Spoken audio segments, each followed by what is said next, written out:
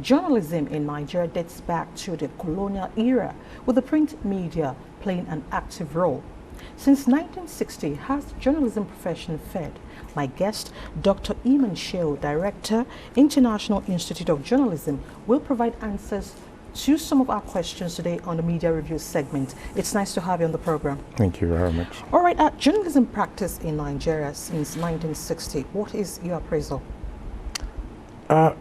I think the best way to go about it is to look at it in various phases. As you said in your introduction, there is a pre-independence era when journalism started through the intervention of a priest who started a publication in what is now southwest Nigeria. And that could be regarded as, that in fact is regarded as the beginning of journalism in Nigeria. So in that context, journalism has predated what we know today as Nigeria.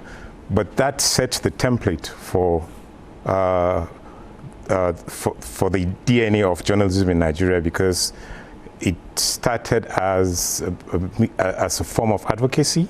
It started with an adversarial tone and has carried that through into independence. The press helped to become a vehicle for the advocacy for Nigeria's independence, and sustained that through the independence period. We had a civil war between the 60s, within the 60s, and it played the role of ensuring that the country did not break up. After the civil war, the military intervention continued, and the press again became a source of fighting against military dictatorship in the country, and also became the platform for advocacy for return to civilian rule. That brings me to my next question. Yes. Do you think journalism is still performing the role of a watchdog? Journalism will always perform the role of a watchdog, whether to a great level or to a less level. Okay. And it depends on what it is watching. At the moment, depending on what it is watching. So it depends on what it is watching. At the moment, we're in a civilian dispensation, and the key role of the press should be to continue that role of being the fourth realm of the estate, of ensuring that there's accountability, of ensuring that rules and regulations in terms of governance are sustained, and also giving a feedback to those in positions of governance, what the impact of their decisions are on the populace, and also the expectations of the populace. So the watchdog role just is there, but it just depends on what the tenor is at a given time. Okay. Now, would you say journalism has been threatened with the introduction of the new media? Technology always drives, like I always tell my students, the media is driven. The history of media shows that media is always driven by technology. It is the responsibility of media to adapt to technology. Any medium that is unable to adapt to technology eventually dies. And so today we are in the age of digitalization, and a lot of media organizations have realized that the only way they can survive is to adapt the technology. From NTA to everybody has to adapt to digital technology, or your competition, which is the number one thing, because if your competition adopts the technology and you don't adopt the technology, you lose out. So the threat is not so much from the technology, the threat is from the ability of media practitioners to embrace the new technology. Okay. Now let's talk about objectivity and professionalism. They actually go hand in hand. But sometimes when you see certain reports, you question the objectivity. You don't see professionalism in that work. What do we do as practitioners? It's a profession. Like every other profession, there are ethics, like you said, there are codes for practitioners. And since this profession started in Nigeria, there have been attempts to ensure that the profession is practiced the way it should be done. Of course, when it started, those codes were not there in Nigeria, so to say. But since then, the codes have been established. And as I keep saying, whether technology is even more than digitalization, it will never change the codes of the profession, because the codes are enshrined over time. They are, so to say, cast in stone. Nothing is going to change the ethics and standards of journalism. The problem, though, is that a lot of people want to cut corners in the profession and are unwilling to realize that the number one role of every journalist is responsibility. Yes, you have the freedom to express yourself, but you also have to be responsible with the information that you have. You have to be responsible in the way that you use the information that you have. You have to be responsible in the way that you go about getting the information.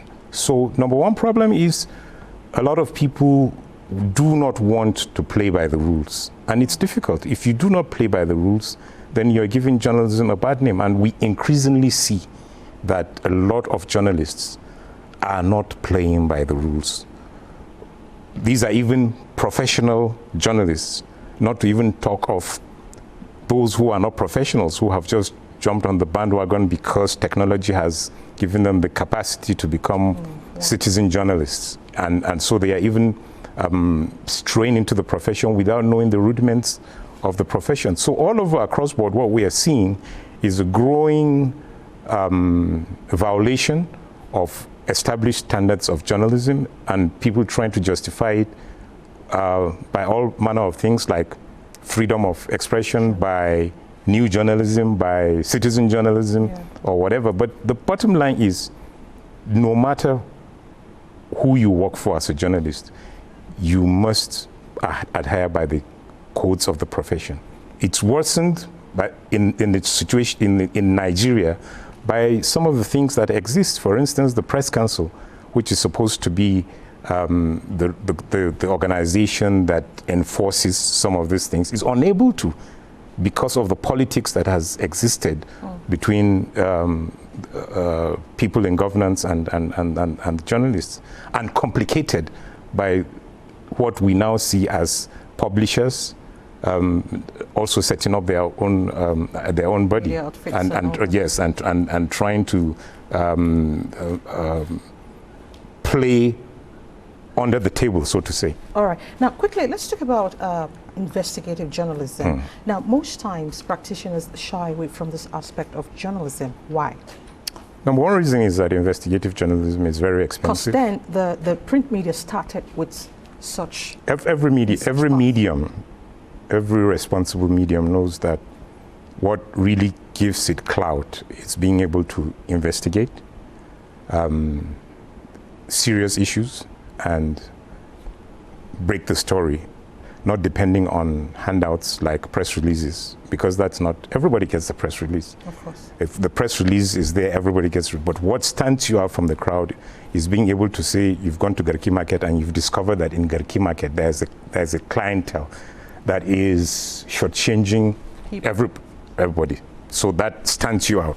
Yes. And so it's expensive to do that, because if you are a daily newspaper, for instance, before you do that investigative report, you still need to keep your daily production. You're not going to come out with a paper that says we have no lead story today.